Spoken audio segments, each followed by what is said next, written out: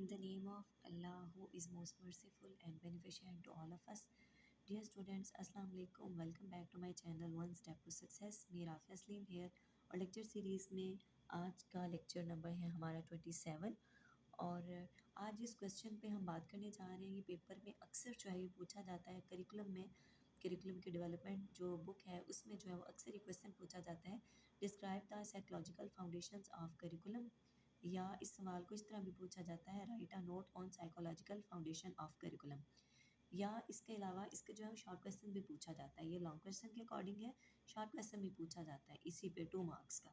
ठीक है, तो इस पे जो है वो काफ़ी ज़्यादा जो है वो क्वेश्चन कई बार जो है पेपर में आया है, तो दैट्स वाई मैं आज आपके लिए इस क्वेश्चन को मॉडिफाई किया है कि पेपर में आपके सामने अगर ये क्वेश्चन आ जाए तो आपने किस तरह से इसका जवाब लिखना है।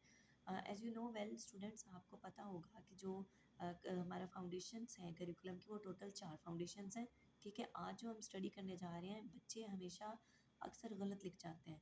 जो साइकोलॉजिकल के स्पेलिंग होते हैं इनको आप जो है वो देख लिया करें, साइकोलॉजी की क्या स्पेलिंग है और फिजियोलॉजी की क्या स्पेलिंग है। अक्सर स्टूडेंट जो है ये गलत लिख जाते हैं, साइकोलॉजिकल फाउंडेशन से पूछी जाती है तो वो समझते हैं कि ये कोई और लफ्ज़ लिखा हुआ है, तो वो कोई और फाउंडेशन जो है ना इसके अंदर लिखा आता है। तो सबसे पहले आपने इसके स्पेलिंग्स पे गौर करना है। अक्सर स्टूडेंट्स जो हैं पेपर में इसके स्पेलिंग गलत लिख देते हैं। ठीक है, डियर स्टूडेंट्स, हम इंट्रोडक्शन से स्टार्ट करते हैं। Psychology plays a vital role in the teaching learning process.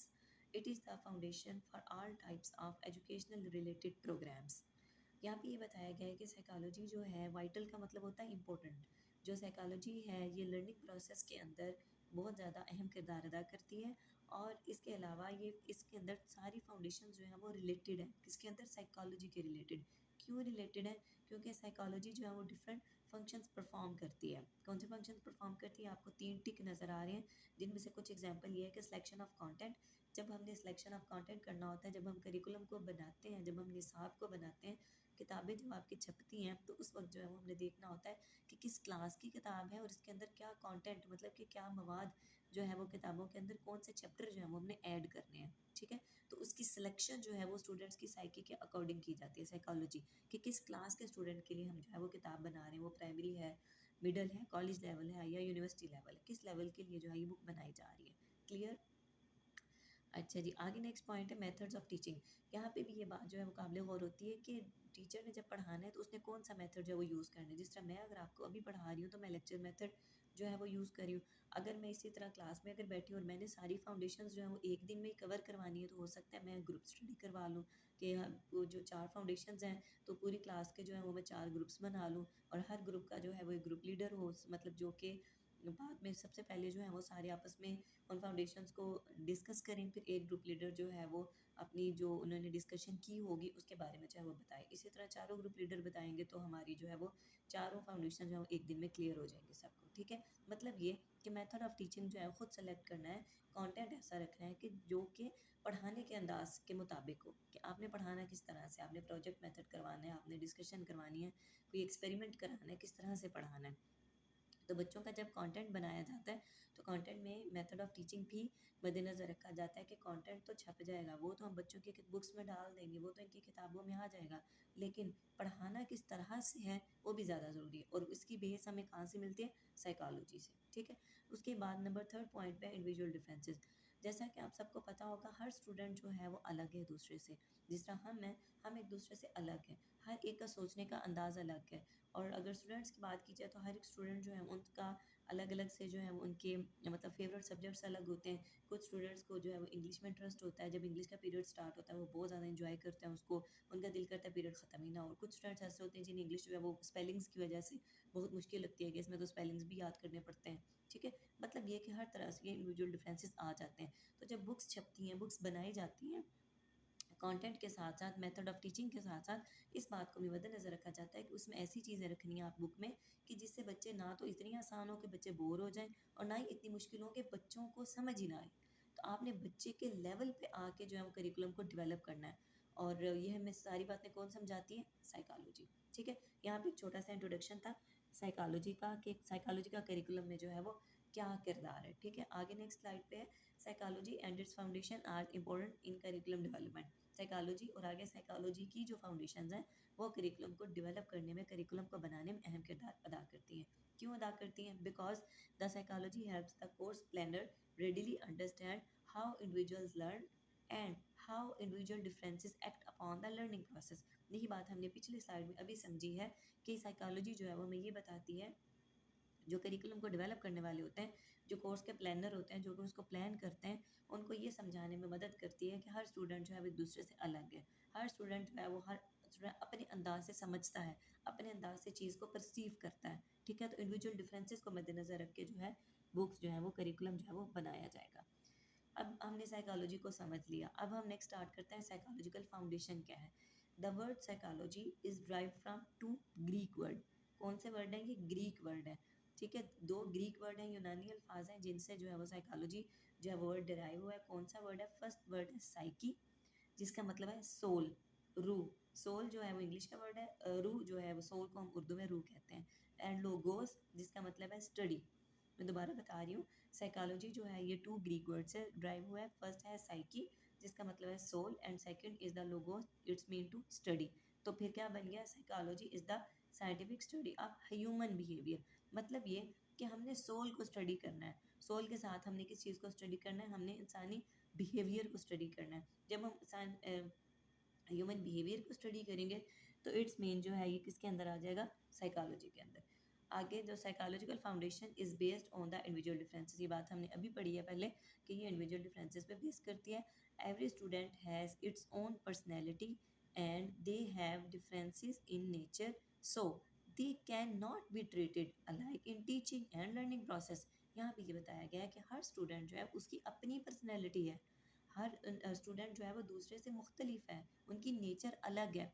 सो उन्हें जो है वो एक ही तरह की टीचिंग लर्निंग प्रोसेस से नहीं पढ़ाया जा सकता।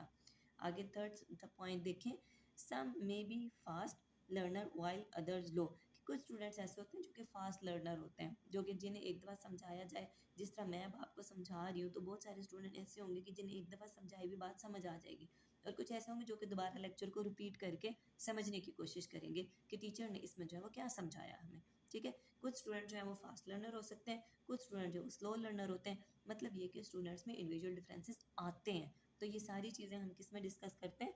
साइकोलॉजिकल फाउंडेशन के अंदर। आगे पॉइंट है role of psychology in curriculum development. Psychology attempt to describe, explain and predict human behaviour. Psychology जो है ये क्या करती है? ये ह्यूमन बिहेवियर के बारे में बयान करती है, एक्सप्लेन करती है और मुशाहिदा करती है कि ह्यूमन बिहेवियर जो है वो कैसा हो सकता है। सेकेंड पॉइंट है psychology gives us an insight into the child's development and learning.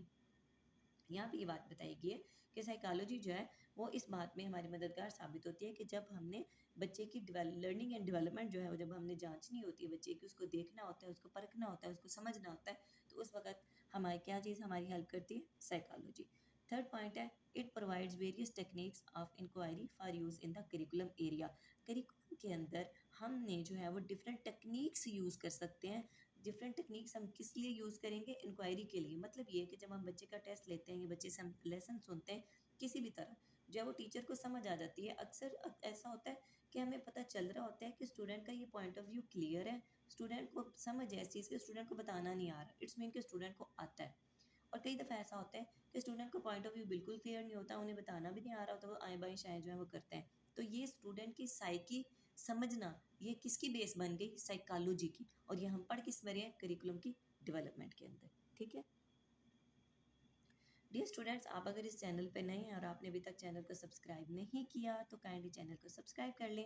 Video आपको अच्छी लग रही है तो वीडियो को जो है वो लाइक करें, शेयर लाजमी करें, और इसके अलावा आपका अगर कोई क्वेश्चन है तो आगे बढ़ने से पहले आप क्वेश्चन जो है वो कमेंट बॉक्स में प्लेट कर सकते हैं। अच्छा जी, कंटिन्यू आगे हम स्टार्ट करते हैं कि क्या नेक्स्ट स्लाइड पे लिखा है। The contribution of psychological basis to curriculum is significant and is growing. यहाँ भी बताया गया साइकोलॉजिकल बेसिस जो है वो करिकुलम के अंदर इसका जो है ये काफ़ी फ़ायदेमंद होती है। और ग्रोइंग मतलब ये कि बढ़ते रहना, मतलब ये कि स्टेप बाय स्टेप जो है वो हम फॉरवर्ड जो है वो मूव करते हैं। As this is a relatively young discipline, the scope for applying its concepts, principle, process and values to curriculum development is gradually increasing. यहाँ पे ये बताया गया है कि ये अभी नई साइकोलॉजिकल फाउंडेशन ज़रा नई है अभी, बहुत पुरानी फाउंडेशन नहीं है फिलोसॉफिकल या सोशोलॉजिकल या सोशो कल्चरल फाउंडेशन की तरह। ये फाउंडेशन जो है वो नई नहीं है, ये यंग डिसिप्लिन, मतलब ये कि ये कुछ अर्सा पहले ड्राइव की गई है कि एक साइकोलॉजिकल फाउंडेशन भी करिकुलम की होती है। फिर भी इवन कि ये अभी न्यू टर्म है, नई जानने वाली चीज़ है, लेकिन फिर भी इसके कंसेप्ट, इसके अंदर जितने भी प्रिंसिपल हैं, जितनी भी इसकी चीज़ें हैं, वो करिकुलम को डेवलपमेंट के अंदर बहुत ज़्यादा फ़ायदेमंद है और इसका किरदार जो है वो करिकुलम को डेवलप करने में बढ़ता ही जा रहा है। साइकोलॉजिकल सोर्सेज देख लेते हैं। The purpose of psychology is the study of human behaviour. The psychologist are concern with, psychologist किससे कंसर्न होते हैं? Describing, explaining and predicting. कि हमने जो है वो, अगर स्टूडेंट जो है वो क्लास में टीचर पढ़ा रही है, तो हमने, अगर मैं एज अ साइकोलॉजिस्ट आपकी क्लास में जाती हूँ, ठीक है, देखने के लिए, समझने के लिए, तो मैं ये देखूंगी कि मैंने सिचुएशन को किस तरह से डिस्क्राइब करना है। कि टीचर पढ़ा रही है तो किन बच्चों को समझ आई है, या टीचर का मेथड ऑफ टीचिंग क्या था, टीचर ने बच्चों के लेवल पे आके बात समझाई है या नहीं समझाई, ठीक है।